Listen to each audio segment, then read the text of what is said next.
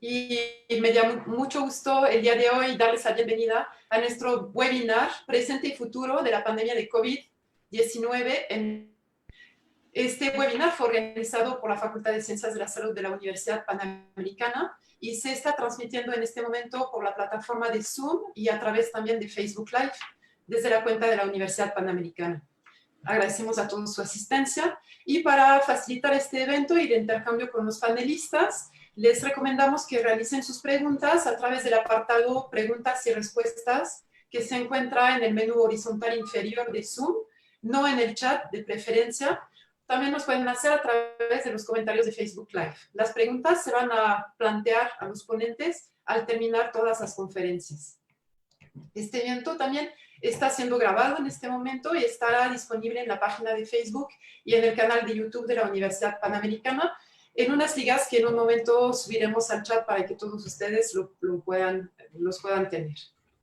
Y aprovechamos también para compartirles que tenemos un micrositio COVID-19 de la Universidad Panamericana, en el que tenemos muchos contenidos interesantes, en especial información enfocada a la prevención de la enfermedad, y también compartiremos en un momento con ustedes la liga para acceder a ese micrositio. Pues, como todos hemos visto, el interés que ha despertado por las comunidades científicas, académicas y también para la sociedad en general, la pandemia del virus SARS-CoV-2 ha propiciado que se multiplique la cantidad de publicaciones, a veces de confiabilidad variable, que han salido en diversos medios de comunicación. Y el objetivo de este webinar es aportar elementos relevantes, actualizados y de alta calidad por parte de ponentes destacados que abordarán diferentes puntos relativos al presente y el futuro de la pandemia en México. Para iniciar, tendremos por parte de la doctora Daniela Contreras un panorama general de la situación actual y algunas proyecciones que se han hecho sobre la pandemia desde el punto de vista de la salud pública. Luego tendremos la participación del doctor Juan Sierra, que nos presentará las perspectivas del tratamiento, del desarrollo de una posible vacuna y lo que se sabe hasta ahorita de la inmunidad que se puede lograr contra el virus. Posteriormente, pues un aspecto muy importante que ha llegado en las últimas semanas es el de la toma de decisiones desde el punto de vista ético en situaciones críticas como la que estamos viviendo en este momento. Para atender el tema, el doctor Evandro Agazzi nos dará valiosos elementos sobre cómo decidir sobre la atención de enfermos cuando el sistema de salud está saturado. Para concluir las presentaciones después, retomando un tema que es de mucha actualidad e interés para todos nosotros, la doctora Pilar Padilla nos hablará de las medidas que tendremos que tomar para un retorno a las actividades presenciales. Y finalmente concluiremos con una sesión de preguntas y respuestas que será moderada por el doctor Obrador, director de la Facultad de Ciencias de la Salud y de la Escuela de Medicina de la Universidad Panamericana. El doctor Obrador fue quien promovió, organizó y coordinó este evento y del cual también fue avalado por la Facultad de Ciencias de la Salud. Y me voy a permitir leer una breve reseña curricular del doctor Obrador. Es médico internista y nefrólogo por la Universidad de Boston, con subespecialidad en investigación clínica por la Universidad de Tufts y maestría en salud pública por la Universidad de Harvard. Es profesor asistente adjunto de la Escuela de Medicina de la Universidad de Tufts en Boston, profesor titular de nefrología de la Escuela de Medicina y de la Escuela de Enfermería de la Universidad Panamericana.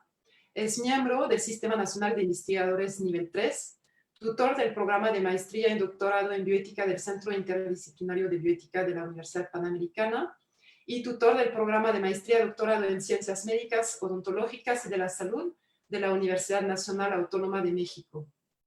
En un instante vamos a dar la palabra a nuestra primera ponente. Antes de iniciar, recuerdo a los panelistas que apaguen sus micrófonos y cámaras durante la exposición de los demás participantes para mejorar la transmisión. Voy a leer una breve reseña del currículum de la doctora Daniela Contreras.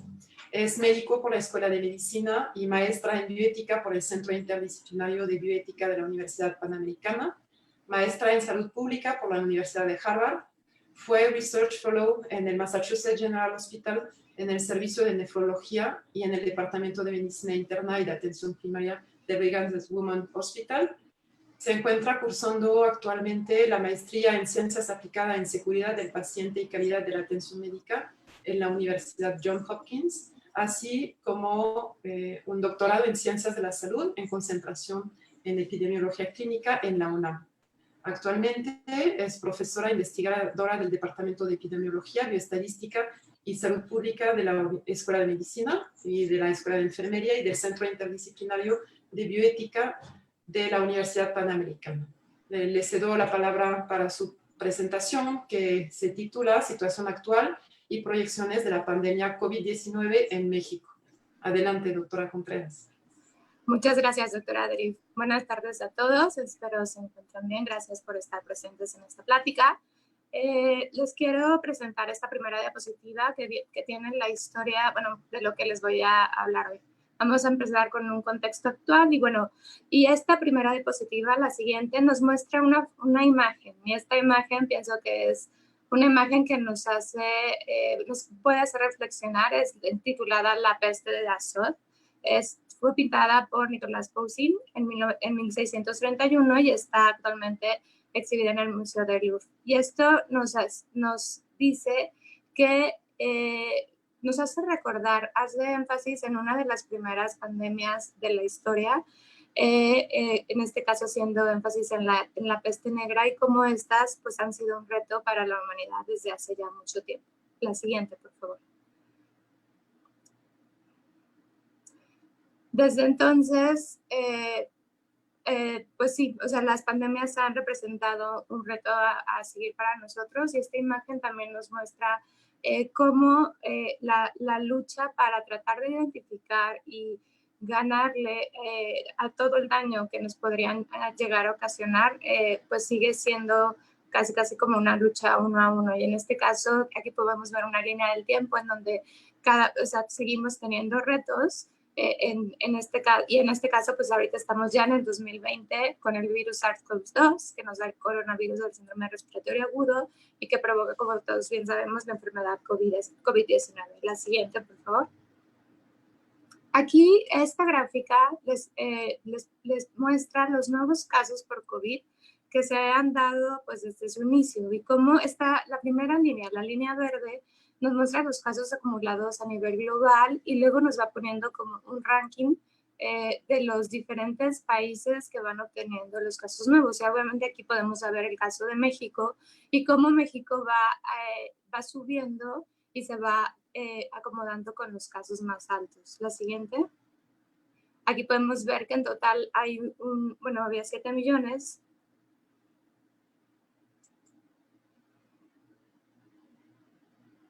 Y en esta podemos ver el número de defunciones. Entonces, el número de defunciones globales y el número de defunciones en Estados Unidos, y cómo también va aumentando el número de defunciones por país, y cómo nuestro país, México, también va subiendo, aumentando el ranking de número de defunciones en comparación con los demás países. La siguiente, por favor.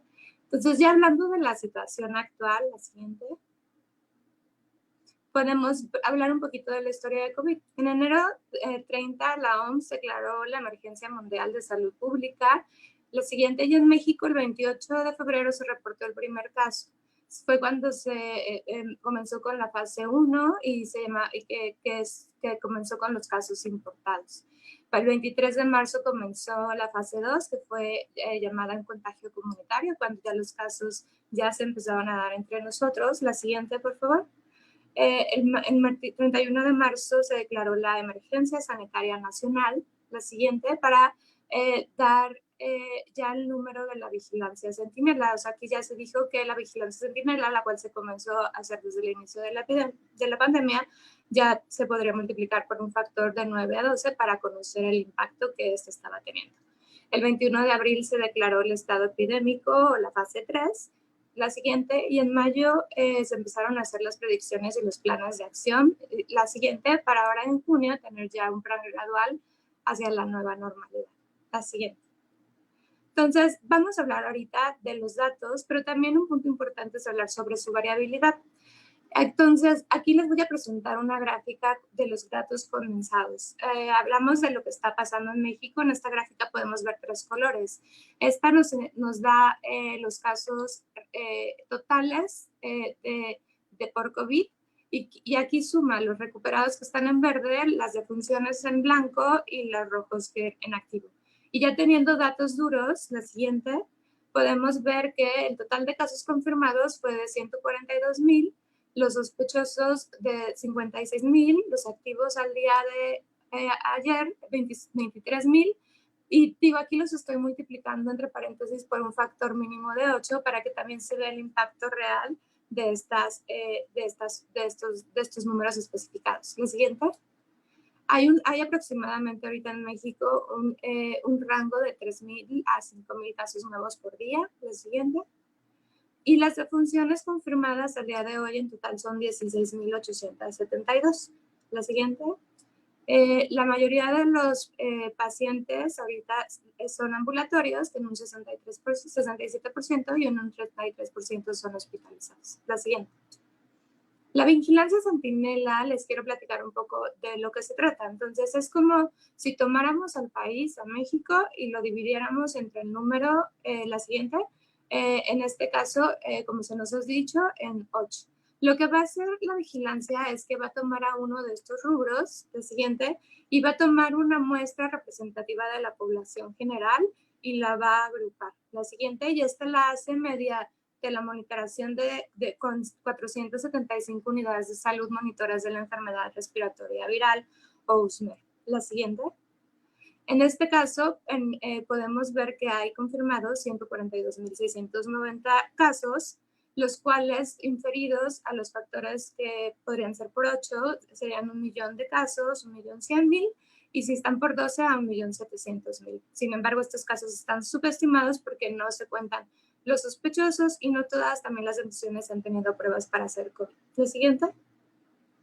Entonces, al día de hoy tenemos 23,000 casos activos usando esta vigilancia centinela, lo cual significa la siguiente, que en total realmente multiplicando por el factor mínimo de 8 tenemos 190,000, la siguiente, pero aquí el punto que les quiero dejar y el que quiero que tengan presente es que solamente estos 23,000 se están diagnosticando. Al multiplicarlo tenemos el número más acercado a la realidad. Sin embargo, hay 167,000 personas en México que no saben que tienen COVID o que tuvieron COVID. Entonces, este número es importante porque son las personas que están, que dado que no saben que tienen la enfermedad, provocan mayor contagio. ¿La siguiente? Entonces, en base a esto, esta diapositiva representa las pruebas diagnósticas para el virus SARS-CoV-2. Y aquí podemos ver cómo México es el país en el que menos se hacen pruebas. La siguiente. Y en base a esto hay un artículo que salió de la Universidad de Columbia, en donde nos demuestra, la siguiente, por favor, que los casos no detectados son los que son mayormente responsables de la propagación rápida del brote. La siguiente, por favor. Entonces, hace hincapié que para poder controlar la propagación de la enfermedad necesitamos saber qué es lo que está pasando. Es como querer apagar un fuego, tenemos que verlo, no podemos hacerlo con los ojos cerrados. La siguiente. Entonces, esta gráfica les muestro que a pesar de que es un virus altamente contagioso, de que no todos tenemos la prueba para saber si al tener síntomas se presenta, también la variabilidad de los contagios es diferente. Este mapa nos muestra, es de diferentes colores, porque nos muestra cómo en azul sería en los estados en donde hay menos contagios y los rojos en donde hay más. Sin embargo, haciendo un acercamiento a Hermosillo, la siguiente, podemos ver que dentro del mismo Hermosillo, a pesar de que está en azul, al acercarnos y ver una imagen más a detalle, podemos darnos que pues, no todo el estado está en azul, que hay diferentes fases de la enfermedad dentro del estado mismo. La siguiente. Y esta es otra imagen, la siguiente, en donde también nos muestra algo similar que pasa en la Ciudad de México, bueno, específicamente en Milpa Alta, en donde se puede pensar que estamos en azul o en un área donde ya tenemos menos contagios, pero también si nos acercamos más, podemos ver que esto no es, o sea, no es lo que está pasando en el todo, sino es un promedio. La siguiente. Entonces, esto conlleva a la variabilidad de las proyecciones del virus. Entonces, se han hecho gráficas en donde se ha predecido cuándo va a ser el pico, cuándo va a terminar la pandemia, la siguiente, y estas las han hecho diferentes instituciones con toda la información que pues hasta ese momento podíamos obtener. Pero, sin embargo, la siguiente. Tenemos que tener en cuenta que no todo el país tiene la misma actividad del virus al mismo tiempo, que los contagios van y vienen de zonas a zonas y que esta variabilidad de las proyecciones tiene que tomar en cuenta las recomendaciones, si estas siguen o no en base a su apego, el acceso a las instalaciones en salud, si hay o no un diagnóstico, si hay o no un tratamiento, ya sea asintomático o en un futuro para la enfermedad, si hay un real registro o no de los casos y defunciones. También es muy importante tomar en cuenta la parte de salud pública, los determinantes sociales de la salud, la cultura de la población. Entonces, todo esto nos va a poder llevar a estimar mejores datos. Y con esto pasamos a la letalidad del virus. Aquí quiero hablarles primero de una definición importante, y es hacer la diferencia entre la letalidad y la mortalidad. La mortalidad es las muertes por todas las causas en un tiempo determinado. La siguiente, y la letalidad es las muertes por cierta enfermedad en un tiempo determinado. Entonces, la mortalidad va por ejemplo, a incluir todas las causas en México en un tiempo determinado por diabetes, por hipertensión, etcétera, pero la letalidad solo nos va a hablar de cierta enfermedad. Entonces, en este caso vamos a hablar de la letalidad por COVID-19. Los casos globales hasta ahorita son 7.800.000 y las defunciones globales son 430.000. La siguiente, en México tenemos 142.690 casos y 16.000 defunciones, 16.872. Y comparando la letalidad global con la letalidad en México, la letalidad global nos dice que de los pacientes que tienen COVID se están muriendo el 5.5% en el mundo. Sin embargo, en México esta letalidad aumenta un poquito más del doble, a 11.8%. Entonces, la mortalidad por COVID, incluyendo COVID en los diferentes países, se puede ver en esta gráfica. Y aquí podemos verla, ¿no? O sea, cómo también estamos entre los países con más casos. Se ve en la gráfica verde, en la línea verde, los casos a nivel global. De ahí Estados Unidos, que sería igual las muertes por todas las causas. Y ahí se ve que también ya va llegando México a uno de los primeros lugares. La siguiente.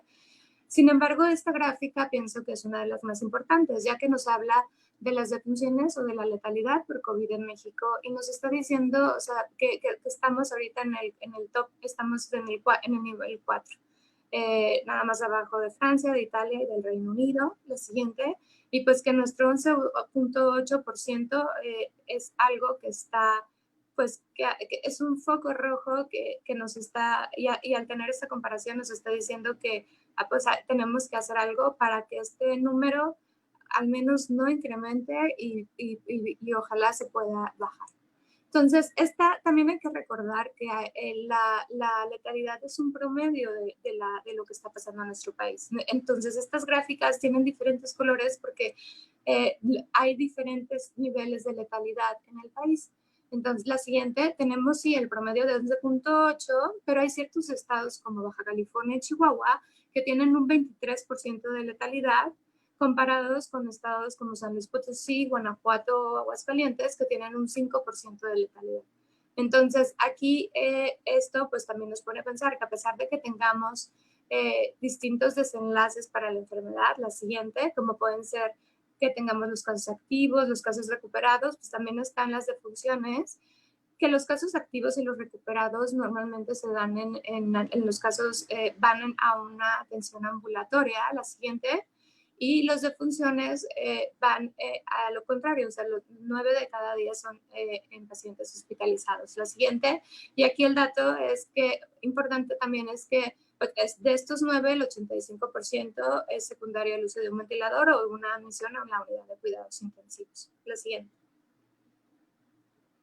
Entonces, para poder entender la letalidad, podemos entender las gráficas, podemos tener los valores por edad, por sexo. La siguiente, podemos saber en qué grupo se encontraban, si estaban hospitalizados, si eran ambulatorios, si tenían alguna comorbilidad, pero también es importante que sepamos que estos datos no nos van a contar toda la historia, que hay mucho más que tenemos que aprender de nuestra población para poder hacer las estimaciones y podernos acercar más a lo que necesitamos. La siguiente, y aquí va, o sea, que la variabilidad en la letalidad, la siguiente, sí va a tener los componentes que van a ser característicos de nuestra población, además de que es importante que sepamos que nuestra población es una población que tiene una alta prevalencia de enfermedades crónicas como hipertensión, obesidad, diabetes, dislipidemia. La siguiente, pero también hay que tomar en cuenta que la salud pública también tiene un punto importante en estos números. Entonces, todas las recomendaciones, el apego, el diagnóstico, cómo se están tratando los casos, la cultura, o sea, hay que tenerlo todo englobado para que podamos entender de manera completa nuestra población y poder hacer las recomendaciones consiguientes. La siguiente. Y aquí esta diapositiva no la pude dejar de mencionar porque hablo de la importancia de los profesionales de la salud en esta epidemia, del personal de primera línea, quien hace una labor enorme, pero también, o sea, cómo se ha reportado que tienen equipo de protección insuficiente. Entonces, sin ellos no podemos sobrellevar esta pandemia. Se ha visto que en base a este tipo de protección insuficiente ha habido quejas, absentismo, infecciones, la siguiente. Y bueno, como desafortunadamente bien sabemos, también ha habido agresión, discriminación y violencia y una amplia carga de trabajo y una falta de coordinación. Entonces, aquí se han hecho llamados, se han hecho reportajes, se han hecho campañas para que nuestra población apoye a quien nos cura, porque sin ellos pues no podríamos salir adelante. El siguiente. Las proyecciones entonces van a ser que el número de casos nuevos va a seguir aumentando. No se percibe que haya una disminución rápida como ha ocurrido en otros países. Aquí lo que proyectamos es que va a haber mesetas, va a haber estabilización y eventualmente va a haber un descenso gradual. La siguiente. Y que también hay que tener presente que tenemos enfermedades que normalmente pasan año con año. Entonces, va a venir el periodo de influenza estacional y que también se puede combinar con el periodo con COVID-19, el siguiente, y en consecuencia provocar una nueva ola de contagios y una saturación del sistema de salud. La siguiente.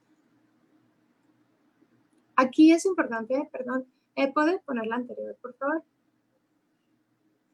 Aquí es importante porque se ha llamado a que las Naciones Unidas y la Organización Mundial de la Salud y sus principales directores han hecho llamados para que se nos dé a todos información que sea coherente y que sea la misma para todos en parte del sistema para que podamos saber qué hacer en cada momento tomando las decisiones las recomendaciones más justificadas. Pero sí, la siguiente. Entonces, las proyecciones pueden cambiar y esto puede estar en base a los tratamientos o a las vacunas. Muchas gracias por su atención.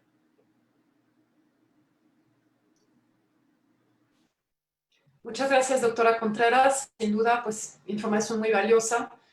Como vemos y sabemos, es muy importante tener buena información para la toma de decisiones. A continuación, escucharemos al doctor Juan Sierra, quien es médico por la Salle, especialista en infectología y medicina interna por el Instituto Nacional de Ciencias Médicas y Nutrición Salvador Subirán, maestro en bioética por el Centro Interdisciplinario de Bioética de la Universidad Panamericana. Fue jefe del Departamento de Infectología del Instituto Nacional de Ciencias Médicas y Nutrición desde el 2013 hasta finales del 2019. Es investigador titular F del mismo departamento. Actualmente es jefe de la clínica VIH-Sida del Instituto de Nutrición, miembro del Sistema Nacional de Investigadores Nivel 3, miembro de la Academia Nacional de Medicina y profesor de la Escuela de Medicina. Adelante, doctor Sierra, le damos la palabra. Gracias, buenas tardes a la audiencia. Voy a hablar un poco sobre opciones de tratamiento que hay ahora para COVID-19. Vamos a hablar de vacunas y vamos a hablar algo de inmunidad. El virus que causa COVID-19 se llama SARS-CoV-2. Es un virus que pertenece a esta familia de coronavirus, específicamente un grupo que se llama beta coronavirus. Es un virus del grupo de RNA. Y en esta figura que pueden ver ustedes en el panel, lo que vemos es una representación de los árboles filogenéticos, es decir, que tanto el virus SARS-CoV-2 se parece a otro tipo de coronavirus. Y al coronavirus que más se parece es a un coronavirus que, la siguiente diapositiva, por favor, a un coronavirus que se llama SARS-CoV tienen una similitud muy grande en cuanto a su material genético, pero también en su forma de actuar. Por ejemplo, ambos virus actúan uniéndose a este receptor celular que se llama AC2 o es el receptor de una molécula que se llama enzima convertidora de angiotensina. Y que todos tenemos esa molécula, es un receptor fisiológico, pero el virus la utiliza para entrar a las células, principalmente lo hace en células del tracto respiratorio.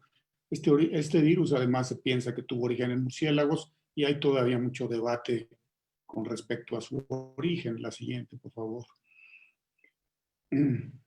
Para entender un poco los tratamientos, cómo se están abordando ahora, y esto no es más que todavía una hipótesis que está por comprobarse, se ha propuesto esta gráfica del curso de la enfermedad. Conforme desde que empieza la enfermedad, existe una fase inicial que parece ser relacionada con la respuesta viral, con la reproducción viral en el cuerpo. Esto se va cambiando a una fase en donde este virus empieza a afectar el pulmón.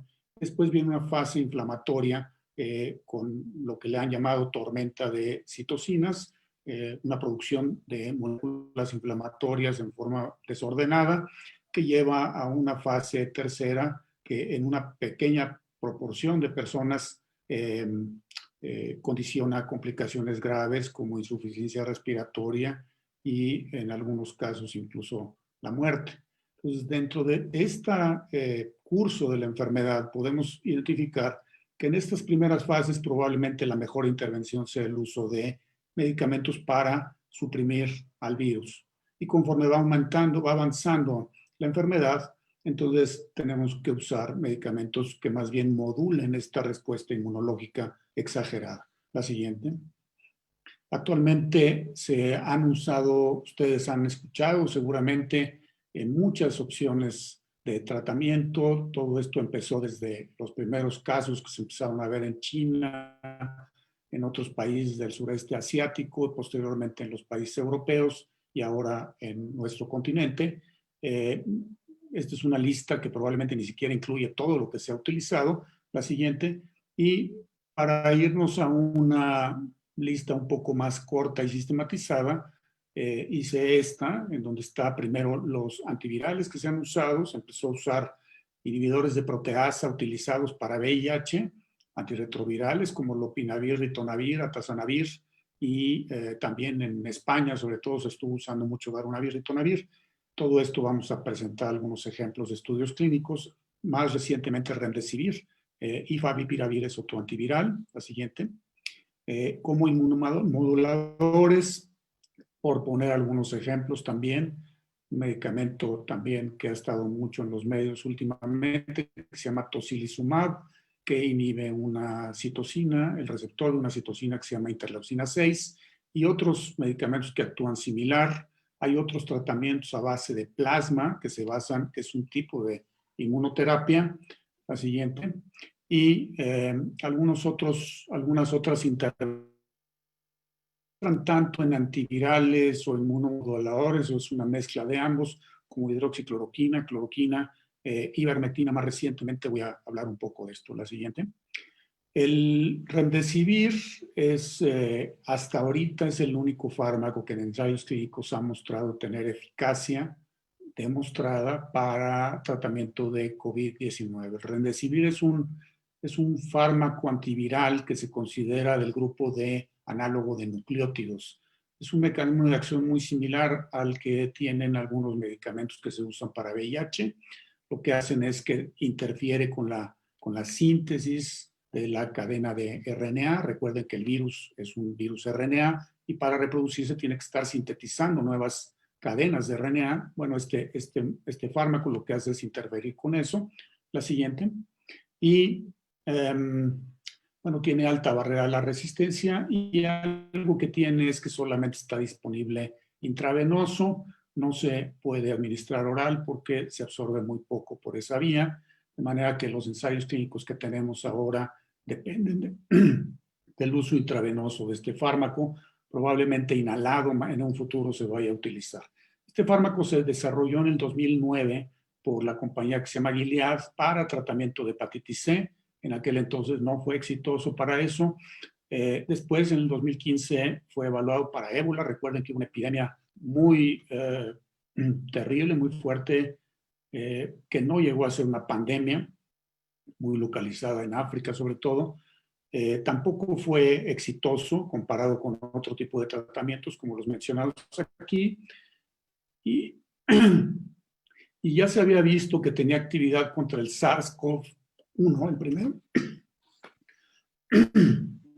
contra el otro coronavirus MERS-CoV y contra el SARS-CoV-2 en vitro, en cultivo celular. La siguiente. Actualmente existen aproximadamente 7 ensayos clínicos en progreso con esta molécula. Estos son algunos de ellos, son dos ensayos patrocinados por la empresa que fabrica el fármaco, y también hay 2 ensayos hasta ahora que están patrocinados principalmente por el gobierno de los Estados Unidos, lo que se llama NIH, y hasta ahorita el primer ensayo es se llama ACTT1. Y básicamente lo que este ensayo mostró, y en base a este ensayo, a estos resultados, es que se le dio aprobación por la FDA, y es por la razón por la que decimos este es el único fármaco que tiene eficacia demostrada. ¿Qué es lo que encontraron? Los que recibieron remdesivir, los pacientes que recibieron remdesivir tenían un tiempo de recuperación más corto, 11 días contra 15 días los que recibieron placebo.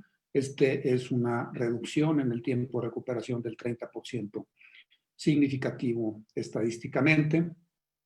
Otro desenlace medido era que tantas personas fallecían a los 14 días, y también hay una reducción, es un riesgo de también 30% menos. Sin embargo, esto no fue una diferencia estadísticamente significativa, y no hubo diferencia en efectos adversos serios. Esos son resultados todavía preliminares, se siguen analizando, y seguramente en los próximos días o semanas vamos a conocer más de los detalles de este ensayo clínico.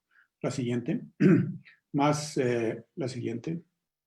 Solamente este fue un estudio de más o menos 1,000 pacientes. Hicieron un análisis de diferentes poblaciones de pacientes. La gráfica de arriba y la izquierda, lo que ven es la proporción de personas que mejoraron en el grupo de remdesivir, y en el de placebo las curvas se separan, es significativo. Tampoco es una diferencia, digamos, totalmente impresionante, pero sí existe esa diferencia y es estadísticamente significativo. Y haciendo una partición, digamos, de diferentes grupos, a qué tipo de pacientes beneficiaba más, Lo que se ve es que beneficia más a pacientes que están en etapas tempranas, como era de esperarse, es decir, aquellos que estaban recibiendo solamente oxígeno, no en aquellos, si ustedes ven el panel de la derecha abajo, son pacientes que estaban en ventilador, perdón, esta es ventilación no invasiva, pero y el panel de pacientes que estaban con ventilador está abajo. Ahí es donde no hubo ninguna diferencia entre ambos. En conclusión, hay mayor beneficio en pacientes hospitalizados con requerimientos de oxígeno bajo y no hay beneficio en pacientes que tienen ventilación mecánica o, desde luego, ya medidas extremadas como oxigenación extracorpórea. Las consecuencias de este ensayo clínico es, primero, se detuvo el ensayo cuando se hizo el análisis interino, la siguiente, y inmediatamente se inició el segundo estudio que se llama ACTT2. Este estudio inicialmente estaba pensado en 4 brazos que tenía como fin evaluar la combinación de remdesivir con otro fármaco, en este caso se llama baricitinib. Y eran 4 brazos, ahora se dejaron solamente 2, de manera que ambos brazos tuvieran remdesivir y uno de los 2 brazos tiene la combinación, el otro es solamente el remdesivir. La FDA dio autorización para uso de emergencia de este fármaco, la siguiente, y el fármaco ya se incluyó en las últimas guías de NIH para tratamiento de COVID como tratamiento en pacientes hospitalizados. La siguiente. Más recientemente también apareció un artículo en donde se compararon 5 contra 10 días de remdesivir.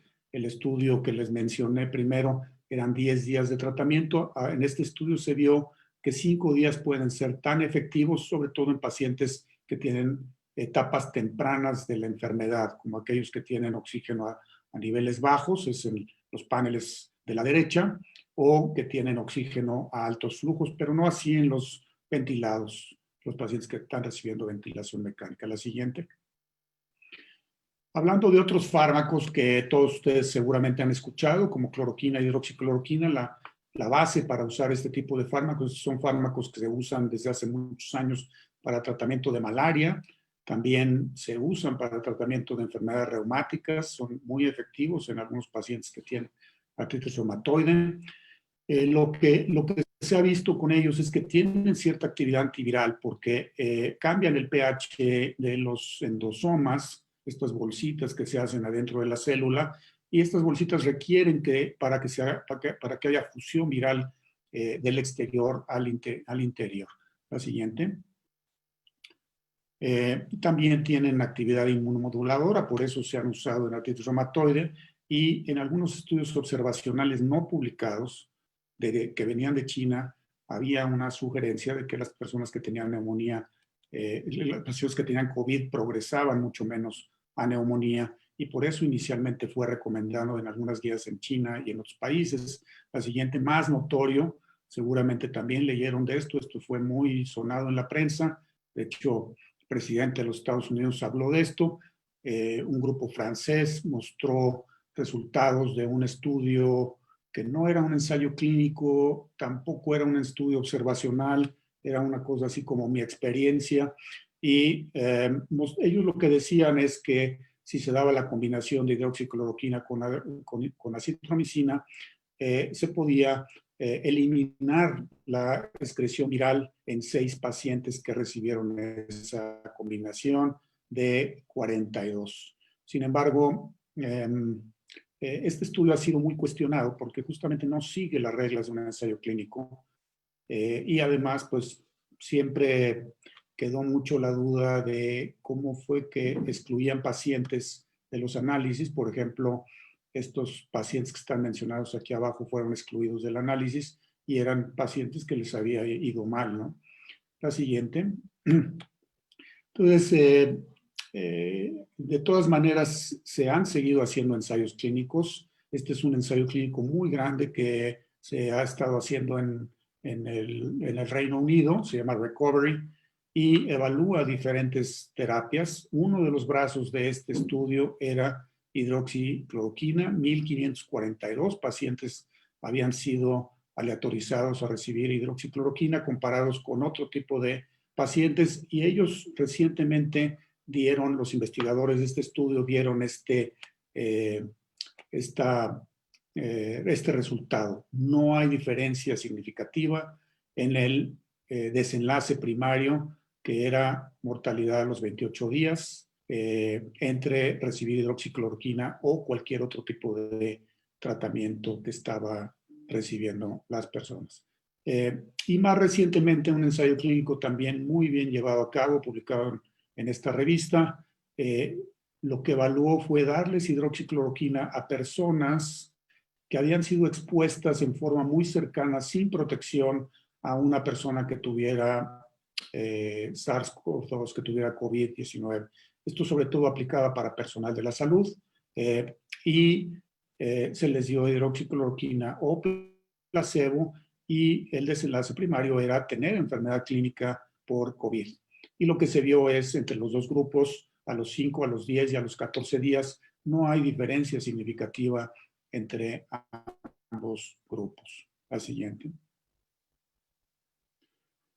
Y por otro lado, también hay que considerar, porque son medicamentos que no son 100% libres de toxicidad, puede producir algunas alteraciones gastrointestinales, son generalmente leves.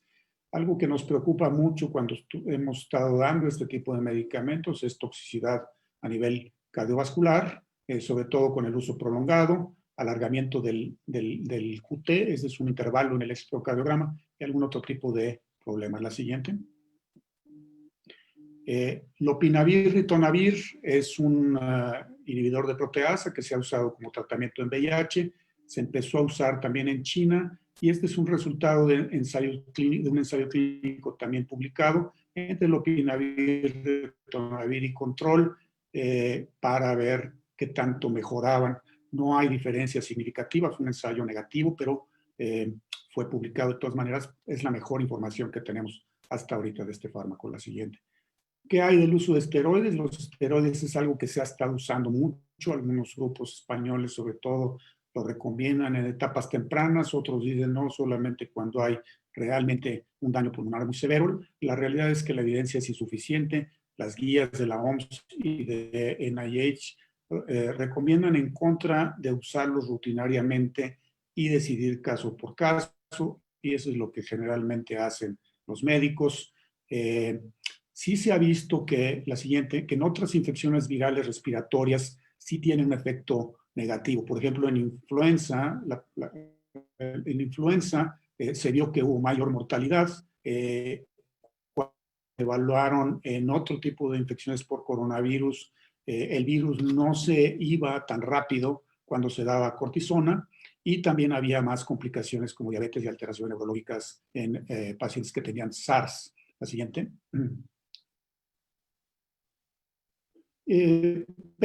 Pero de todas maneras existen estudios como este, por ejemplo, son estudios retrospectivos, un estudio de cohorte observacional, en donde las personas que recibieron metilprednisolona, que es un tipo de esteroide, tenían mejor sobrevida, mejor probabilidad de sobrevivir que aquellos que no la recibían. No es un ensayo clínico, pero es también de las evidencias que tenemos, y es una de las razones por las que muchos médicos la siguen usando. La siguiente. Tocilizumab es un medicamento inmunomodulador, es un biológico que bloquea el receptor de interleucina 6, es eficaz en el tratamiento de la artritis reumatoide y se propuso para tratamiento de COVID-19 en etapas de esta parte avanzada donde existe esta tormenta de citocinas, cuando hay mucha inflamación. Existen ensayos clínicos en curso y actualmente no se recomienda como tratamiento rutinario, aunque es una práctica común actualmente en muchos de los hospitales. Usarlo pues como una forma de salvamento basado en ciertas experiencias. No hay que olvidar que tiene un costo muy elevado y que tiene efectos adversos importantes. La siguiente.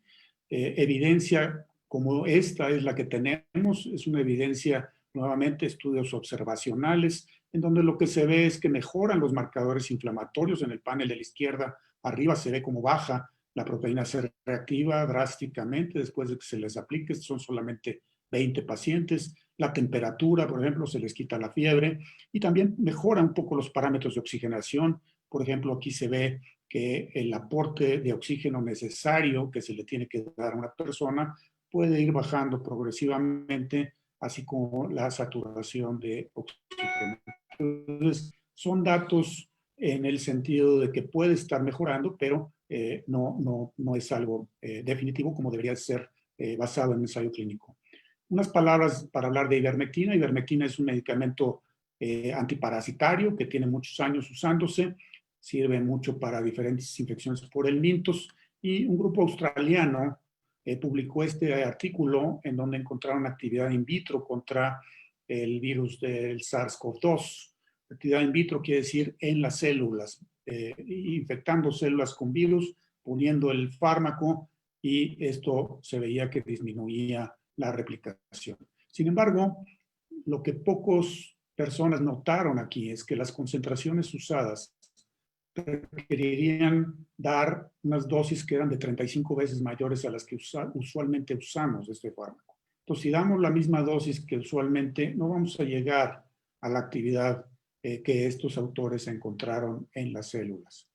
Y también hay un estudio observacional que no está publicado, pero que sí salió a la luz, que mostraron cierto efecto benéfico. Este estudio está hecho por los mismos autores de dos artículos muy famosos de Lancet y el New England Journal que recientemente fueron retractados, relacionados con una empresa que se llama Sugifir, que parece ser que es básicamente un fraude por invento de datos.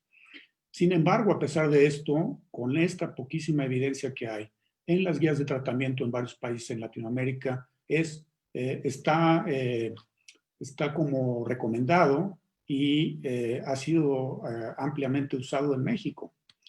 Y quise poner esta reflexión que hace un médico español al respecto, dando toda esta historia, cómo una base de datos dudosa dio forma a la respuesta de varios países latinoamericanos a la pandemia. Desgraciadamente México está cayendo en esto, y esto puede resultar en el desvío del suministro de medicamentos, en el uso de formulaciones veterinarias o en dosis no supervisadas que da lugar a efectos secundarios imprevistos. ¿Qué pasa con la desparasitación masiva también en estas poblaciones? También hay un riesgo moral porque las personas que toman esto pues tienen una falsa sensación de protección, y también él habla de esta utilización política del uso de medicamentos en guías. O sea, es más fácil que una persona se vaya con su medicina recomendada por una clínica pública, por un sistema público.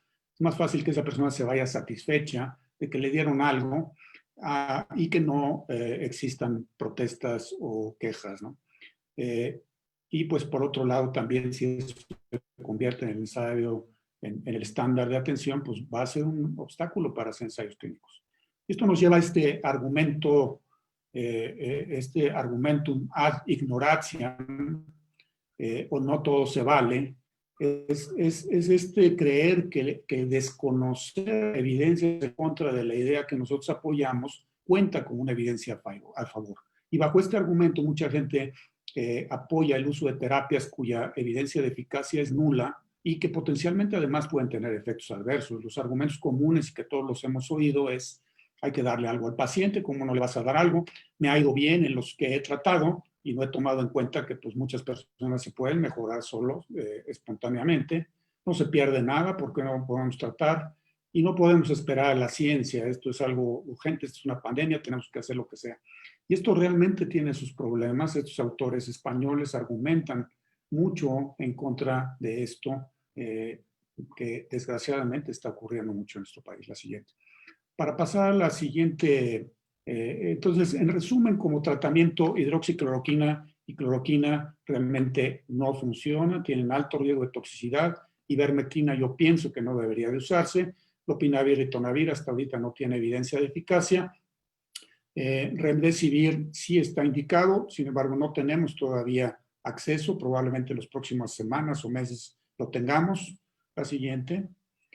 Los inmunomoduladores esteroides puede ser benéfico en casos individuales. Tocilizumab, ya dijimos, efecto en pacientes es cuestionable, todavía no sabemos, está en estudio. Y lo de plasma convaleciente y otras inmunoterapias tiene mucho futuro, pero se está evaluando en ensayos clínicos. La siguiente. Pasando a vacunas. Hay varias estrategias para el desarrollo de vacunas. Se está llevando a cabo una velocidad impresionante. Este es el número de vacunas que están en desarrollo de cada una de estas estrategias. La de arriba es estrategias basadas en virus, que puede ser inactivado o atenuado. Estrategias basadas en vectores virales, es decir, usamos un virus inocuo y ahí insertamos material genético que produce los antígenos que queremos que produzca. También estrategias basadas en ácidos nucleicos, que pueden ser DNA o RNA, y estrategias basadas en proteínas purificadas. Estas son estrategias muy viejas en diferentes tipos de vacunas, pero hay una gran cantidad de compuestos que se están desarrollando actualmente. La siguiente. Esta es una de ellas, una vacuna que se llama Moderna, la compañía. Es una vacuna de RNA, que el principal resultado, como viene en esta diapositiva, es el aumento de sus acciones en la bolsa de valores cuando anunciaron que su estudio de fase 1 había sido completado con 8 adultos voluntarios sanos que desarrollaban buenas respuestas inmunes. Esta vacuna va a entrar en un estudio de fase 3, que es realmente lo importante, y esto ha llevado a abordajes estratégicos para poder aprovechar las infraestructuras que ya existen, no nada más en Estados Unidos, en muchas partes del mundo.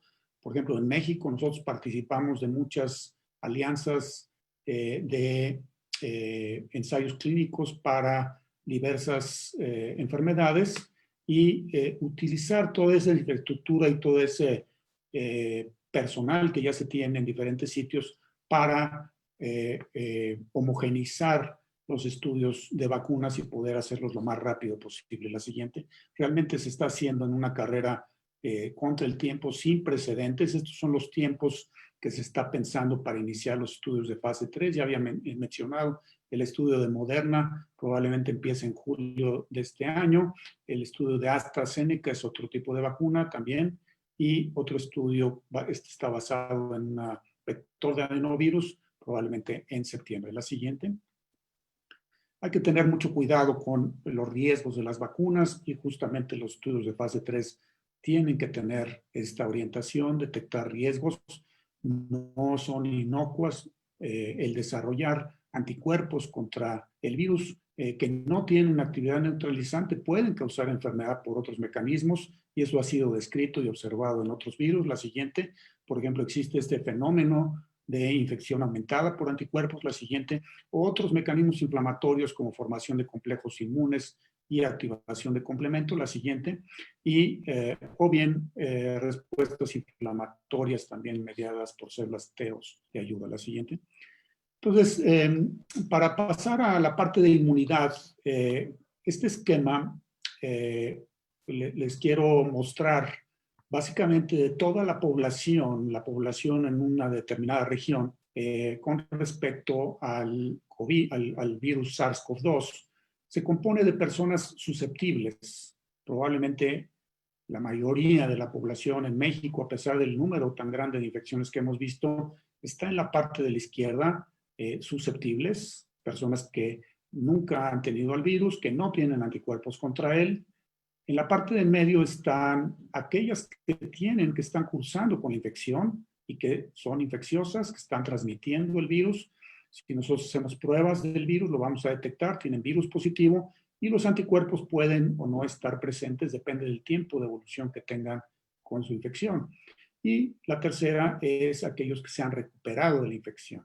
Entonces, una persona va de susceptible a infectado, a infeccioso, y de infeccioso a recuperado. Y el recuperado ya no tiene virus, pero tiene anticuerpos. Entonces, esta hipótesis dice, obviamente, el que está infeccioso, la persona que infecta, que puede infectar, va a infectar a los que son susceptibles, no va a infectar a los que están recuperados. La siguiente. Y entonces, esta hipótesis lo que dice es, bueno, las personas que se han recuperado, que ya tienen inmunidad, entonces pueden bloquear esta transmisión, pueden ocupar estos espacios para bloquear esta transmisión hacia los susceptibles y los susceptibles tratar de protegerlos de los infecciosos mientras este grupo va bajando. Entonces, esta es una hipótesis que mucha gente ha manejado. La siguiente. Sin embargo, tiene muchos problemas. La OMS, por ejemplo, ha dicho que en este punto de la pandemia la evidencia sobre la efectividad de inmunidad mediada por anticuerpos es insuficiente para garantizar la validez de un llamado pasaporte de inmunidad. Una persona le dice, tú ya tienes este certificado de que ya no tienes riesgo porque ya tienes tus anticuerpos. Y realmente esto puede tener muchas consecuencias porque hay cosas que no sabemos muy bien. ¿Realmente confiere en inmunidad y por cuánto tiempo lo hacen los anticuerpos? ¿Qué tan precisa es la medición de esos anticuerpos? A lo mejor tampoco los estamos midiendo tan bien. Y luego, ¿qué consecuencias vamos a ver de que encontremos falsos positivos o falsos negativos? Vamos a ver un poco de esto, la siguiente. Entonces, en cuanto a conferir inmunidad y cuánto tiempo, lo que sí sabemos es que no todas las personas que se recuperan desarrollan anticuerpos. Entonces, decir, si no tienes anticuerpos, nunca te ha dado COVID, pues eso es falso. Y la otra cosa que también sabemos, y esto ya se ha visto en muchos estudios, es no todos los que desarrollan anticuerpos desarrollan lo que se llaman anticuerpos protectores, o técnicamente hablando, neutralizantes. La siguiente. Y todas estos ensayos que hemos visto de serología, las tiritas, las pruebas chinas, estas pruebas rápidas que tanto se peleaban en COFEPRIS, son pruebas que solamente detectan anticuerpos normales, no detectan anticuerpos neutralizantes. La detección de anticuerpos neutralizantes es mucho, mucho más compleja. Lo que sí también es que no hay evidencia hasta ahora de reinfecciones clínicamente significativas. A alguien que ya le dio COVID, no hemos visto que le vuelva a dar COVID. Eso sí está muy claro. O sea, te pueden volver a salir positivas las pruebas o se puede tardar mucho tiempo en hacerse la prueba negativa, pero volverse a enfermar de COVID no. Ahora sí le puede dar una complicación de otro tipo. Hay muchas complicaciones que han ocurrido en personas que les dio COVID, pero no es propiamente por el virus. La siguiente. Simplemente para mostrar algunos datos, en 17 personas que nosotros hemos evaluado que se recuperaron de COVID-19, solamente 14 tenían anticuerpos y de esos solamente 10 eran neutralizantes. Es un trabajo en curso que estamos haciendo en un estudio de personas para hacer donación de plasma. La siguiente. ¿Qué tan precisa es la medición de anticuerpos? Los mejores ensayos tienen sensibilidades tan altas como 90-95% y muy buenas especificidades, 90-95% también. Y esas pruebas son las que se han estado validando en la COFEPRIS y en Estados Unidos también la FDA lo estaba haciendo. Sin embargo, hay muchísima variación entre ensayos, no todos los ensayos son igual. La siguiente. Son pruebas que no deben de usarse para diagnóstico y básicamente pues la utilidad es todavía por verse para este tipo de aplicaciones, como determinar quién es inmune o no. Lo que sí es importante saber es que valor predictivo positivo no es lo mismo que sensibilidad. Una prueba puede tener muy buena sensibilidad, pero si la prevalencia de la enfermedad que nosotros queremos detectar en la población estudiada es muy baja, entonces el valor predictivo positivo es muy, muy bajo. Entonces, esto quiere decir qué tanto me va a predecir una prueba positiva que la persona tenga lo que la prueba dice que tiene. Quiere decir que si la prevalencia es muy baja, si es muy poco frecuente en la población esta enfermedad, la mayor parte de las pruebas positivas que yo encuentre van a ser falsas positivas. La siguiente. La siguiente. Y finalmente, ¿cuáles serían las consecuencias de estos resultados? Tener falsos positivos puede llevar a que relajemos las medidas de prevención, la persona se siente con una falsa protección, se puede también asignar a situaciones de mayor riesgo de contagio. Esto puede pasar en personal de la salud o de otro tipo que también tiene exposición a contagios de riesgo. Y las consecuencias de falsos negativas, pues es que esa persona está siendo sometida a medidas de prevención estricta, es una falsa susceptibilidad, también se le asignan situaciones de menor riesgo y también tiene problemas éticos potenciales, como por ejemplo discriminación laboral, menos oportunidades de socializar y viajar, violación de la privacidad. Entonces, realmente usar estas pruebas como medios que las empresas, las escuelas, los hospitales, muchos peligros todavía, y estamos muy lejos de dar una recomendación tan tajante basándonos en estas pruebas. Todas estas agencias internacionales, FDA, CDC, la OMS, la IDSA, que es la Sociedad Americana de Enfermedades Infecciosas, actualmente no recomiendan usar estas pruebas para determinar susceptibilidad a infección y o condicionar el regreso a actividades. Y probablemente en un futuro, teniendo mayor conocimiento de esos aspectos, vamos a poder cambiar estas recomendaciones, pero como les dije, estamos lejos de esto. Y con esto termino. Esperamos tener una discusión interesante ahorita en la parte de preguntas después de las siguientes presentaciones. Muchas gracias. Muchas gracias, doctor Sierra. Son muchos elementos muy interesantes y sin duda, pues tener un tratamiento eficaz y seguro o una vacuna, pues cambiaría la historia de la pandemia de manera muy positiva. Para continuar, tenemos la ponencia del doctor Agazzi. Él actualmente se encuentra en Italia, por este motivo nos ha facilitado el video de su conferencia, el cual vamos a proyectar en un momento después de la lectura de una breve reseña curricular. El doctor Agazzi es filósofo con doctorado en filosofía por la Universidad Católica de Milán. Fue decano y es profesor emérito de la Facultad de Filosofía y de Filosofía de la Ciencia de la Universidad de Génova, en Italia. Fue presidente de la Academia Internacional de Philosophie des Sciences en Bruselas. Es presidente honorario de la Federación Internacional de las Sociedades de Filosofía y del Instituto Internacional de Filosofía de París. Es miembro de la Academia Rusa de las Ciencias. Es autor o editor de más de 70 libros, autor de cerca de 900 artículos en las áreas de la filosofía de la ciencia, ética de la ciencia y de la técnica y bioética, entre otros. Cuenta con 10 doctorados honoris causa en universidades de Europa y América Latina. Es miembro del Sistema Nacional de Investigadores Nivel 3 y actualmente es director del Centro Interdisciplinario de Bioética de la Universidad Panamericana. Vamos a escuchar su conferencia y en caso de que haya alguna dificultad con el audio, voy a mandar a través del chat también el vínculo para que lo puedan escuchar desde sus casas. Gracias.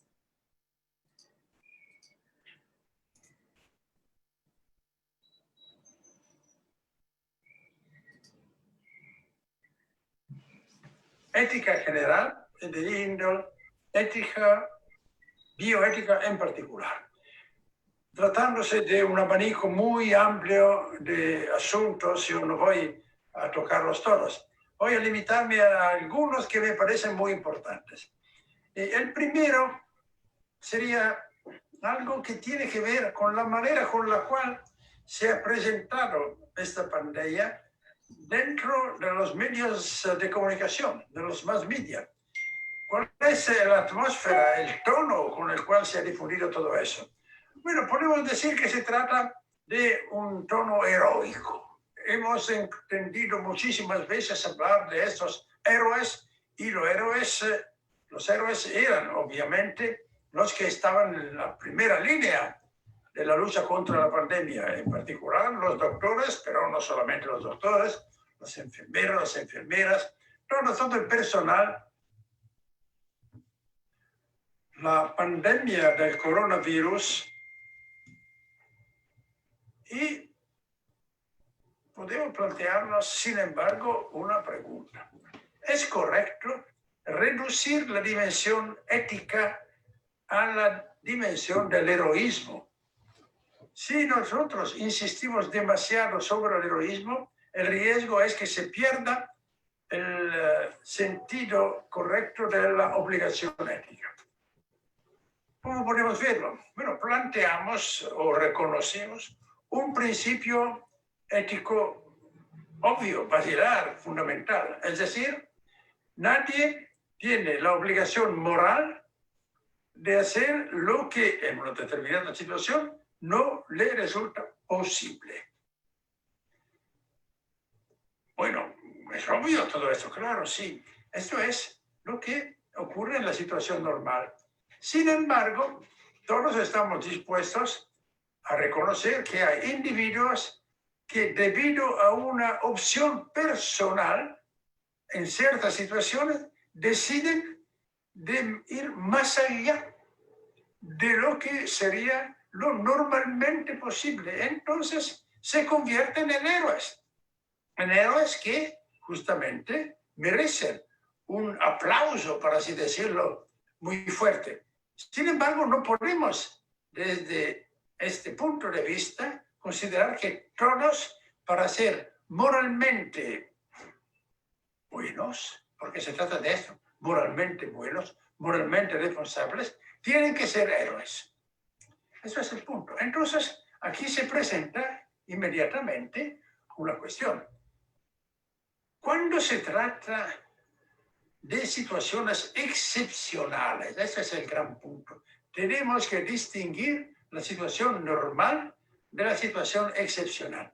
Cuando se trata de situaciones excepcionales, podemos tener como criterio exactamente el mismo criterio. Esto es el gran punto que hoy en día se presenta.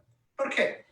Porque en las situaciones excepcionales pueden darse casos, y son muy frecuentes y los hemos visto, estamos viéndolo, en los cuales, por ejemplo, se trata de ver si el personal sanitario tiene las protecciones suficientes para no ser obligado a ser un héroe. Esto es importante. No podemos pedirle a todos de ser héroes. Entonces, que todos tengan a disposición lo necesario, lo suficiente para ser, decimos, protegidos. No entro en detalles, todos sabemos de qué se trata, pero sabemos también que en muchísimos casos esto no pasa y no pasó. Entonces, tuvimos víctimas que se murieron por falta de esa protección. Luego pasamos a la consideración de cómo se atienden los pacientes. A ver, aquí todos lo sabemos, el número de camas en los hospitales es limitado con respecto a la cantidad muy grande de pacientes que llegan y no pueden ser hospitalizados. No solo esto, imaginemos que se puede hospitalizar, pero ahora vamos a ver, se necesitan respiradoras, se necesitan medicamentos. Bueno, sí, una cierta cantidad hay, pero no son suficientes para atender a todos. Entonces, ¿qué hacemos? Aquí surge el problema importante desde el punto de vista ético. Es decir, entra en juego la consideración de la colectividad, llamámoslo de la sociedad, lo que sea. Entonces, hay también deberes morales hacia la colectividad. Entonces, si hay deberes morales, hay responsabilidades morales hacia la colectividad. Y ahora aquí surge el problema. ¿Quién es responsable hacia la sociedad? Podemos decir que en general el responsable o los responsables es el poder público, el poder político. ¿Por qué? El poder político tiene como sus deberes institucionales, deberes morales, también fundamentalmente el deber de cuidar a los intereses básicos de la sociedad. Y entre los intereses básicos de la sociedad hay la protección de la salud y hasta más la protección de la vida de los diferentes ciudadanos. Entonces, aquí hay que investigar si hay responsabilidades del poder político. En el pasado, bueno, uno puede decir la pandemia llegó imprevista, entonces no se habían calculado bien las cosas. Bueno, no entramos en el proceso pasado, ahora vemos al presente. Al presente significa que el poder político tiene que invertir los recursos de la sociedad para manejar, no utilizo términos particularmente dramáticos, para manejar esa situación. Entonces, esto implica subtraer recursos a otros proyectos que podrían ser muy ambiciosos, que podrían ser muy interesantes. Entonces, aquí hay toda una responsabilidad del poder político, del poder público, para que los operadores sanitarios tengan la protección necesaria, para que los enfermos puedan encontrar camas en hospitales y disponibilidad de medios para su tratamiento.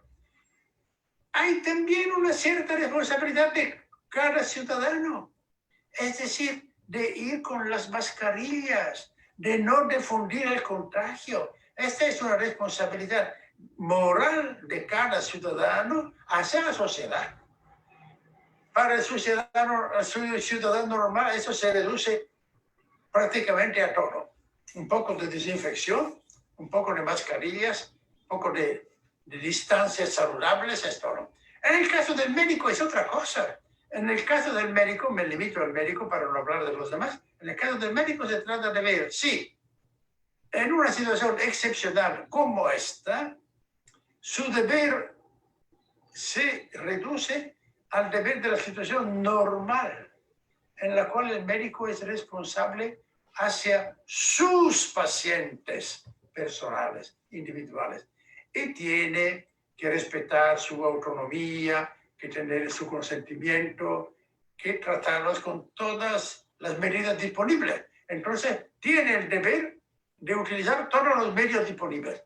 Pero ahora no estamos en una situación de este tipo. Estamos en una situación en la cual hay ciertos medios, bienes indivisibles y que se pueden utilizar, decimos, en favor de una persona y hay 5 personas que al mismo tiempo los necesitan. Entonces, en este momento, el médico se encuentra en un dilema muy fuerte, en un dilema que en la ética se presenta muchas veces, entre diferentes deberes.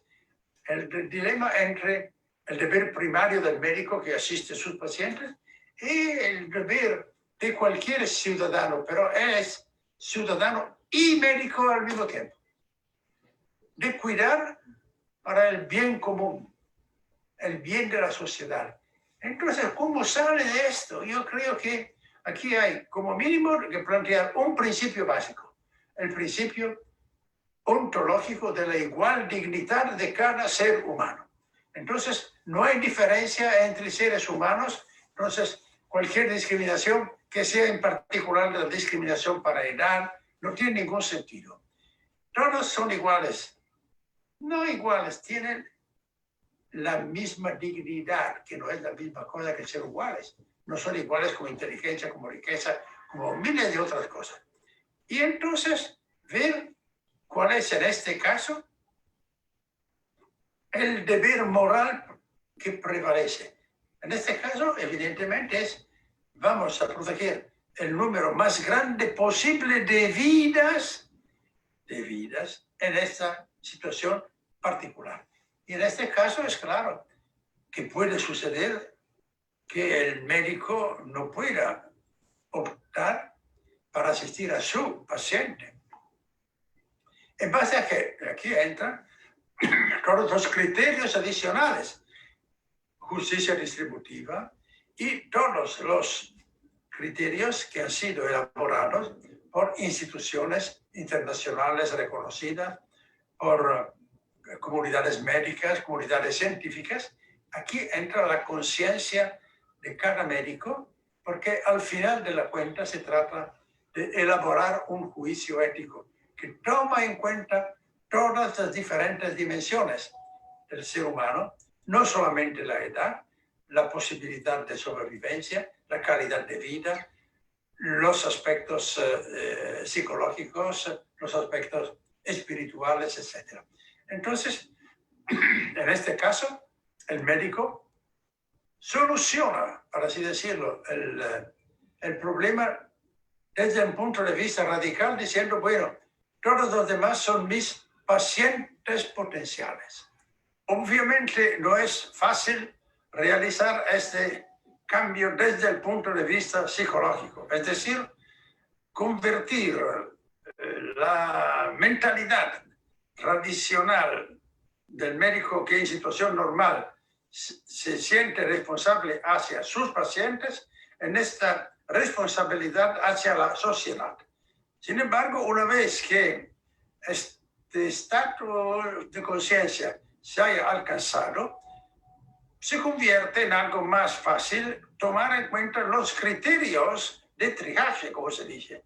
los criterios para elegir cuáles pueden ser en la situación concreta los pacientes que se pueden tratar utilizando los medios escasos disponibles. No voy a entrar en este tema porque es un tema muy detallado, controvertido, hay guías, hay instrucciones internacionales y esto no cabe dentro del discurso que tenemos en este momento que hacer. Por lo tanto, cambio ahora la perspectiva y me pongo desde el punto de vista de qué hacemos con los pacientes que no podemos admitir a gozar de la ventaja de utilizar los medios escasos disponibles. El problema no es particularmente complicado. Hay que no abandonarlos. Es decir, el mismo cuidado, la misma actitud personalizada que existe entre el médico y paciente en las situaciones normales, tiene que seguir dentro de la medida de lo posible también en situaciones excepcionales. Es decir, cada paciente tiene que ser acompañado, como se dice. Es decir, se trata de asegurarles lo que queda de su existencia sin dolor y sin sufrimiento en la medida de lo posible. Esto se llama cuidados paliativos y sobre todo hay que considerar las dimensiones que ya no son estrictamente sanitarias, porque ya sabemos que no podemos salvarle la vida. Entonces hay aspectos psicológicos, espirituales, afectivos, que pueden y que deben en un determinado momento ser aplicados. Y aquí se ve claramente que es verdad que en un cierto sentido, frente a esta pandemia, las opciones disponibles no son muchas, porque, bueno, uno puede decir, no tenemos medicamentos decisivos, no existen vacunas todavía, etc. Sin embargo, existen tecnologías. Entonces, podemos utilizar esas tecnologías para asegurar una cierta posibilidad de contacto entre el paciente y sus familiares, a pesar del hecho que se tenga que cuidar una cierta situación de aislamiento. Y otras cosas también que, gracias a los progresos de la tecnología, hoy en día están disponibles. Y aquí hay que añadir también otra cosa. Bueno, al final de la cuenta, la situación que estamos viviendo es nueva, pero también es relativamente nueva también la situación de los médicos. Dentro de la formación tradicional del médico estaba obviamente la competencia dentro del campo base de la física, de la química, de la biología. No alcanzaba la competencia de la ética y de la bioética. Por consiguiente, es importante que los médicos que tienen que tomar ciertas decisiones puedan contar con la posibilidad de consultar a los comités de ética de sus hospitales, que puedan contar con un cierto tipo de asesoría también externa que les ayude a tomar esa decisión en plena conciencia moral.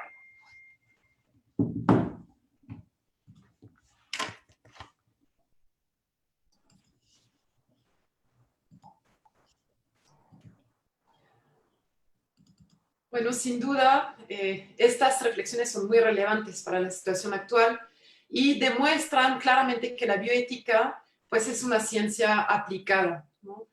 Agradecemos mucho a la doctora Gazzi por su ponencia. Ahora vamos a empezar la última conferencia. Está a cargo de la doctora Pilar Padilla. Nos va a platicar de las medidas para el retorno a las actividades presenciales después de COVID-19. La doctora Padilla es médico por la Universidad Panamericana. Tiene especialidad en medicina interna y especialidad en geriatría realizadas en la Fundación Clínica América Sur. Da consulta de geriatría y de medicina interna en este mismo hospital. Es profesora de pre- y posgrado de la Facultad de Ciencias de la Salud de la Universidad Panamericana y actualmente se desempeña como directora médico del Sistema Panamericano de Salud. manera que para el video previo compartiremos la liga del video que ella presentará en el chat para que lo puedan tener. Muchas gracias. Adelante, Pilar. Gracias, Stephanie. Buenas tardes a todos. Bueno, pues vamos a platicar un poco de las medidas del regreso. Como estamos viendo, dar una respuesta inmediata a una crisis mundial es un ambiente de mucha tensión. En esta pandemia se han evidenciado las carencias de planeación social, económica y principalmente sanitaria. Planear e implementar un regreso a las actividades presenciales es un reto y una responsabilidad enorme y el éxito de esto depende de todos. ¿La que sigue? Me gustaría platicarles un poco de historia. El historiador Charles Rosenberg en 1992 publicó un libro que se llama Explicando las epidemias y ahí hace una observación que creo que sigue siendo muy vigente en el que nos dice que la manera tan intempestiva en la que llega una epidemia nos agarra en un escenario limitado temporal y espacialmente y va generando una creciente tensión hasta que nos lleva a una crisis tanto individual como colectiva y va a seguir empujando durante esta crisis hasta llegar a su conclusión. Mientras estamos viviendo esta crisis sanitaria, también se desenmascaran otros problemas que ya estaban, como los problemas políticos, sociales y económicos de un país. ¿Sí? Ahora, ¿qué podemos aprender de pandemias previas?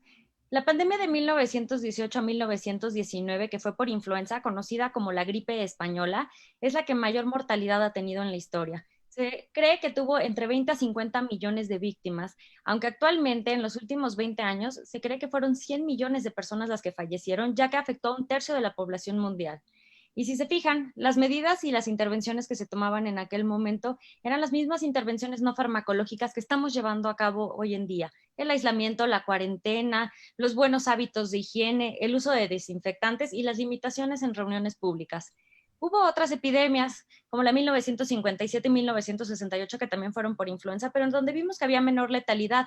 Y la del 2009-2010, que es la más reciente, nos deja muy claro el uso de las vacunas y de los tratamientos farmacológicos oportunos. La del SARS-CoV del 2003 nos dejó muy claro cómo el estar en un contacto cercano favorece los contagios mediante gotas y la utilidad de hacer un cerco epidemiológico oportuno. ¿La que sigue? Ahora, ¿qué necesitaríamos para poder abrir el país? Pues que hubiera o una vacuna o un tratamiento farmacológico o un alto grado de inmunización de la población. Como sabemos todos, ahorita esto no es posible y todavía va a ser un proceso largo y sostenido en el tiempo para que lleguemos a ese punto. No es posible ni es realista que sigamos esperando tanto tiempo para comenzar la recuperación social y económica. Lo que sí es necesario es que para llegar a esta nueva normalidad tengamos precauciones y sigamos las medidas de protección necesarias para prevenir contagios y un segundo repunte de esta infección. ¿La que sigue? Ahora, ¿qué condiciones y requisitos tenemos que tener para poder hacer la reapertura del país? Romper la cadena de transmisión, contar con los recursos sanitarios suficientes, minimizar los riesgos en lugar con alto potencial de contagio, establecer medidas preventivas en lugares de trabajo, gestionar el riesgo de importar y exportar casos e involucrar a todos los ciudadanos a que se muestren comprometidos con estas medidas. ¿La que sigue? Para romper la cadena de transmisión es muy importante que tengamos identificados quiénes son los enfermos, los sospechosos y los contactos de estos para seguir con las medidas de aislamiento, cuarentena y distanciamiento, pero también para saber en qué momento y a quiénes aplicar pruebas. De aquí solo quiero retomar 3 puntos que ya mencionó el doctor Sierra. El hacer las pruebas rápidas de anticuerpos no nos van a identificar siempre a todos, ya que puede tardar de 1 a 3 semanas en que se desarrollen estos anticuerpos. El que los tengas presentes no necesariamente quiere decir que tengas una inmunidad adecuada ante esta enfermedad. Y también estar muy claros en que ahorita la OMS no nos sugiere, al igual que la CDC, que hagamos pruebas masivas de estas pruebas de anticuerpos rápidos a toda la población que va a regresar a su trabajo. ¿La que sigue? Ahora, ¿qué necesitaríamos en cuanto a los recursos sanitarios? Que hubiera una ocupación hospitalaria menor al 65% y que durante 2 semanas hubiéramos visto casos con tendencia a la baja para poder evolucionar en este semáforo. ¿Me puede dar la que sigue? En lo que estábamos en rojo y ahorita estamos pasando al naranja. ¿La que sigue? Lo que sabemos todos, esta es una diapositiva que tomé del Banco de México, en donde podemos ver que todos los casos van siguiendo a la alza, los reportes de casos, y también la mortalidad sigue a la alza. Y sin embargo, el gobierno decidió apegarse a las fechas que estableció inicialmente en el semáforo, en donde nos decían que en junio íbamos a pensar esta reapertura del país y dentro de 2 semanas ya los lugares que estén abiertos ya van a poder tener un 50% de ocupación aproximadamente. Todos sabemos que esto es algo precipitado y de nosotros depende que estos contagios no se vayan a seguir propagando. ¿La que sigue? Ahora, ¿cómo podemos minimizar los riesgos en lugares con alto potencial de contagio? Sin asistir a lugares que sean cerrados con una ventilación inadecuada, evitar los lugares que impliquen una gran concentración de personas y también los lugares que no se puedan limpiar de manera adecuada. Un ejemplo muy claro de esto es el transporte público. Por eso tenemos que tener consideración especial para los trabajadores que lo utilizan. La que sigue. Ahora quiero que vean esto, porque el uso de cubrebocas es la medida en la que más nos hemos enfocado los médicos. Les vamos a poner un pequeño video para que vean cómo se transmiten las gotas cuando hablamos sin mascarilla y con mascarilla. Presten atención.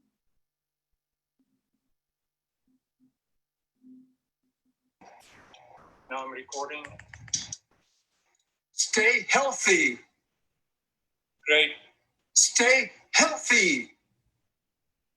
great. Less loud. Stay healthy. Good. Are you recording? Yeah. Stay healthy. Louder. Stay healthy. Louder. Stay healthy. Aquí pudieron ver pues, mediante una luz láser, cómo las gotitas aumentan conforme hablamos más fuerte y cómo se inhibe el traspaso de estas gotitas con una simple mascarilla. ¿La que sigue? ¿Cuándo deben usar el cubrebocas? Siempre que salgan de casa, siempre que estén platicando con una persona, cuando vayan en el automóvil con una persona con la que no viven y al estar en lugares concurridos. Siempre que malutilicen el cubrebocas, es decir, que lo muevan del sitio adecuado o que este esté húmedo o roto, es necesario que lo cambien y asegúrense siempre de que esté tapando nariz y boca. ¿La que sigue? También es muy importante la higiene de manos. Para esto es necesario que se laven las manos con agua y jabón durante al menos 30 segundos o con alcohol en gel con una concentración al 70% por al menos 20 segundos. Los momentos más importantes es si vas a tocar tu cara, si vas a comer, si vas a estar en contacto con algún enfermo, si vas a preparar alimentos, después de tocar manijas o lugares donde haya mucho contacto y también si estuviste en un lugar concurrido. ¿La que sigue? Ahora les quiero platicar de 3 casos publicados. Uno fue en Seúl, en Corea del Sur, y 2 son de China. En el que ven al principio era en un restaurante, una persona que venía de Wuhan en Año Nuevo y estuvo en un restaurante. Del restaurante tenía circulación con aire acondicionado y de las personas que estuvieron en mesas aledañas hubo 9 contagios. Esto se cree, 1, por el tiempo de exposición a la persona, que fue más de 1 hora, y 2, por la recirculación del aire. En el segundo caso es una persona que también estaba en China, que iba a ir a un retiro y en el camión que iba totalmente lleno, se contagiaron 23 personas. Cabe mencionar que el camión traía el aire acondicionado en modo de recirculación. En el tercer caso es en un piso, en una empresa de telemarketing, en donde hubo 137 empleados contagiados. ¿Qué se vio aquí? Que tenían mucho tiempo de contacto juntos y que no había una ventilación natural apropiada en este piso. La que sigue. ¿Qué aprendimos entonces de todos estos casos? Que la ventilación tiene que ser natural. La ventilación natural permite que el virus siga a una distancia más larga y no se quede recirculando. También que el distanciamiento de trabajadores debe de ser en zigzag y mayor a 2 metros, que debemos de evitar que están conviviendo en lugares conglomerados como sería en la hora de las comidas, que tenemos que evitar prestar objetos y que tenemos que favorecer actividades al aire libre cuando se puedan. ¿La que sigue?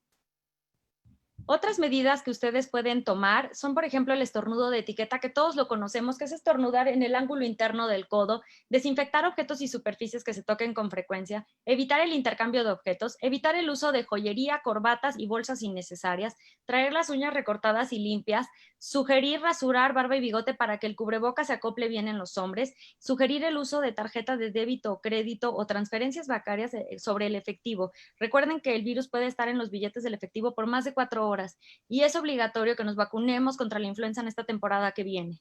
¿La que sigue?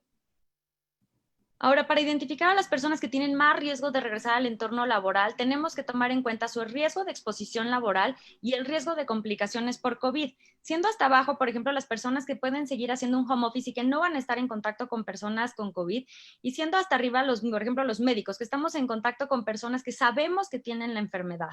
En cuanto a la salud, que sería el riesgo de complicaciones por COVID, el escenario más sencillo sería una persona joven que sea saludable y el escenario más complicado sería un adulto mayor con enfermedades crónicas no controladas.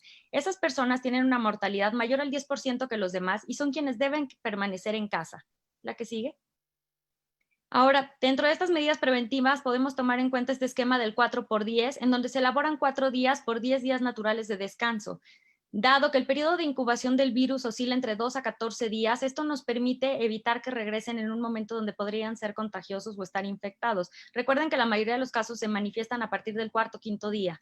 Y también evitar que salgan en horas pico cuando van a venir en transporte público, tener filtros en las entradas y llevar un horario corrido para evitar que consuman alimentos en su área de trabajo. ¿La que sigue? Por eso es el lema de la Universidad Panamericana. Estamos más comprometidos que nunca a contener la pandemia. Recuerden que este es un esfuerzo que tenemos que hacer todos. Respetar los lineamientos nos beneficia a todos como comunidad. No solo nos estamos protegiendo a nosotros y nuestros seres queridos, el uso de cubrebocas y el distanciamiento social son las medidas más efectivas. Y recuerden que hacer pruebas diagnósticas y de anticuerpos tiene que ser de forma selectiva. Gracias.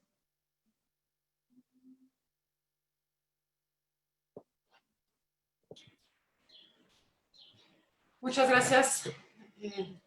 Muy interesante todo este tema. Esperemos que en algún momento pronto nos toque poder empezar a trabajar todo esto y regresar a nuestros trabajos. Vamos a empezar con la sesión de preguntas y respuestas, para la cual cedo la palabra al doctor Gregorio Tomás Obrador, quien va a coordinar esta parte. Buenas tardes a todos. Muchas gracias a los ponentes por sus excelentes exposiciones. Aquí la doctora Derive y yo, tratado de clasificar algunas preguntas.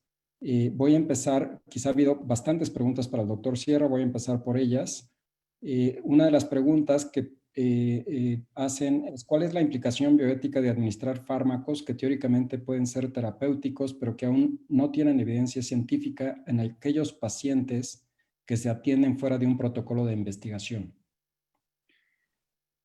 Yo creo que es una pregunta muy difícil de contestar. Creo que yo no creo que podamos dar una respuesta absoluta de que este es un acto negativo, porque en medicina muchas veces no tenemos certeza de todo. Lo que sí es importante es que eso se haga en una forma individual, que sea una decisión entre médico y paciente, que exista una suficiente justificación o una base racional para ese uso de ese medicamento que no ha demostrado eficacia, y que de preferencia se haga bajo un esquema de que la persona tenga toda la información. Incluso se ha planteado que se haga con un consentimiento informado por escrito, aunque no sea dentro de un protocolo, pero sí es un proceso de atención médica rutinaria, en donde estás usando un medicamento cuya base científica no es suficientemente sólida. Y algo que yo creo que sí es éticamente muy cuestionable es hacer una recomendación general, es hacer una guía de manejo basado en un fármaco de eficacia no demostrada.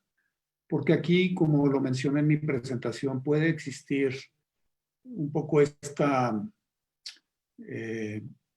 pues este engaño, podríamos decir, este no estar siendo honestos con el paciente respecto a que lo que estamos usando no tiene evidencia, sino más bien es una recomendación del sistema de salud.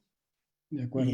Y ese es, yo creo que los principales cuestionamientos que yo vería.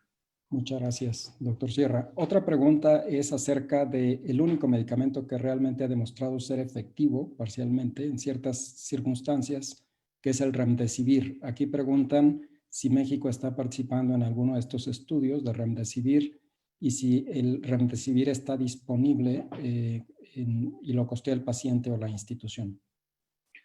En México participó tanto en el Instituto Nacional de Ciencias Médicas y Nutrición como en el INER, en los primeros estudios de Remdesivir, en los 2 que presenté. El segundo que se está llevando a cabo actualmente, México, ahorita se están incluyendo pacientes. El medicamento en un ensayo clínico controlado no lo paga ni el paciente ni la institución, lo paga el patrocinador. En este caso, el patrocinador son los Institutos Nacionales de Salud en Estados Unidos, es decir, el gobierno de Estados Unidos.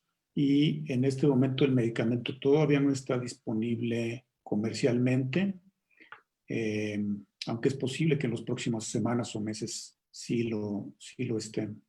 De acuerdo. De las 3 posibilidades de vacunas que parecen las más prometedoras de AstraZeneca, Moderna y Johnson & Johnson, ¿cuál es la que considera que tiene más posibilidades de ser efectiva? Y por otro lado, ¿cuándo se prevé que pudieran estar disponibles en caso de que los resultados de los estudios de fase 3, que van a empezar entre julio y septiembre, tengamos ya esa vacuna disponible? Pues no tengo elementos para decir cuál es la de las 3 que me parece más efectiva. A mí me atraen mucho las vacunas basadas en ácidos nucleicos, sobre todo de RNA, porque son vacunas que pueden ir adaptando la producción de antígenos. Pero yo creo que hasta no ver los estudios de fase 3 lo vamos a saber. Y respecto a cuándo van a estar disponibles, también depende de lo exitosos que sea alguno de estos estudios de fase 3, que tentativamente se terminarían para finales de año. Y una vez eso, va a ser un gran reto la implementación, es decir, distribución de estos fármacos. Probablemente va a haber competencia para poder distribuirlos en diferentes lugares. Va a ser todo un reto. Eso es difícil predecir en dónde va a llegar primero. Pero hay otros retos, por ejemplo, toda esta idea de que las vacunas son tóxicas, todos los movimientos antivacunas. Si tenemos vacunas extremadamente eficaces que hemos tenido por años con nosotros y que la gente a veces no se quiere poner, pues, ¿qué nos dice que con esta vacuna sí va a haber un cumplimiento adecuado? Entonces, mientras tanto, podríamos decir, ¿sí? No, mientras tanto, podríamos esperar que la tasa de contagios va a ser muy alta o puede ser muy alta mientras no tengamos la vacuna. Sí, las medidas que actualmente tenemos en marcha de distanciamiento social, no han sido suficientes para detener los contagios. Por lo tanto, es probable que sigan ocurriendo porque sigue habiendo un pool de personas susceptibles muy grande en la población que muy probablemente van a seguir adquiriendo infecciones. Ok, nuevamente, aunque creo que esto ya se mencionó, si una persona desarrolla COVID, ¿queda inmune? Pues yo creo que podemos decir que a corto plazo usemos la palabra protegida, porque creo que eso es lo que quiere preguntar la persona que lo hizo. A corto plazo yo creo que sí, sabemos que hay una protección porque en la realidad no hemos visto personas que estén regresando con la enfermedad o con nuevas infecciones, a pesar de seguir siendo expuestos, por ejemplo, personal de salud, etc. Pero no sabemos qué pasaría a largo plazo. ¿Cuánto duraría esta protección? No lo sabemos. De acuerdo. Muy bien, muchas gracias, doctor Sierra. Hay algunas preguntas para la doctora Contreras. Una de las preguntas es, ¿cuál sería la mejor forma de saber exactamente el número de casos que tenemos o más cercano a la realidad? Y si el sistema que ha usado México para detectar casos y seguimiento de casos realmente refleja la realidad o no. Y también nos preguntan si la letalidad creemos que refleja datos reales o es mucho mayor de lo que nos están reportando. Muchas gracias por las preguntas. Para calcular el número real de casos, aunque sí es cierto que hay diferentes formas de hacerlo, entre ellas varias fórmulas o se pueden hacer inferencias estadísticas, lo ideal sería saber cuáles, o sea, serían diagnosticarlos todos, tanto los posibles como si están en casa, como si llegan a hospitalizarse. Entonces, también se pueden hacer pruebas como a los contactos cercanos, que son... y se requeriría, y esto pues nos estaría dando un número de pues lo que está pasando para poder saber cuál es la magnitud de la pandemia en México y cuáles son sus proyecciones. La siguiente pregunta era sobre la letalidad, doctor. Sí. Ok, sobre la letalidad pues se ha calculado con los casos disponibles, sin embargo puede estar subestimada, es decir, es probablemente estamos recibiendo casos muchos menores a los que se nos han reportado, y esto puede ser porque la mayoría de los pacientes, cerca de 8 de cada 10, requieren de una hospitalización o una intubación y mueren antes de que se les pueda llegar a veces al hospital o a veces hasta antes de que se les pueda hacer este diagnóstico. De acuerdo, muy bien. Y otra pregunta que nos hacen, y desafortunadamente por cuestiones de tiempo vamos a tener ya que terminar porque ya nos pasamos del tiempo, pero una pregunta muy recurrente es, ¿qué posibilidades hay de que haya una segunda ola de contagios, de que haya un segundo brote? Ok, aquí sería un segundo brote, o sea, pero sería principal, o sea, serían las personas, como acaba de mencionar el doctor Sierra, serían las personas que no han estado contagiadas. Entonces, es probable que pues las personas que no se han enfermado aún de COVID-19, o sea, si desafortunadamente se exponen a este virus, eh, se rompen con las recomendaciones que están siendo llevadas por las autoridades correspondientes, o sea, pueden llegar a infectarse. Entonces, aquí es decir, o sea, si se relaja todas estas recomendaciones y la mayoría de la población comienza a hacer las actividades rutinarias, es altamente probable que pueda haber una segunda ola de infecciones y con esto lleve una saturación al sistema de salud. Sí podría aplazar. Muchas gracias, Daniela. Bueno, pues, Stephanie, ¿continuamos o ya terminamos porque ya nos pasamos un poquito del tiempo? Sí, pues yo creo que había una pregunta más tal vez para la doctora Padilla que es relevante, que preguntan cuándo se podrá volver a tener contacto familiar con los adultos mayores en las casas. Realmente este contacto como el que teníamos previo a la pandemia, hasta que tengamos la vacuna y la mayor parte de la población haya tenido acceso a ella. Mientras tenemos que seguir con estas restricciones de distanciamiento social, o bueno, si tuviéramos un tratamiento adecuado, que creo que va a estar primero la vacuna con tratamiento, ¿no? Bien, muchas gracias. Pues muchas gracias a todos por su participación, en especial a todos nuestros panelistas. Las ponencias fueron muy interesantes y de muy alto nivel y esperemos haber contribuido a dar información certera y de calidad a toda la población, que todos tenemos que ir tomando decisiones importantes en este contexto. Y pues más que nada, creo que descubrimos que tenemos todavía mucho que aprender y mucho que descubrir en esta pandemia.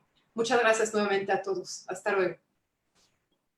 Gracias. Gracias, Juan. Gracias.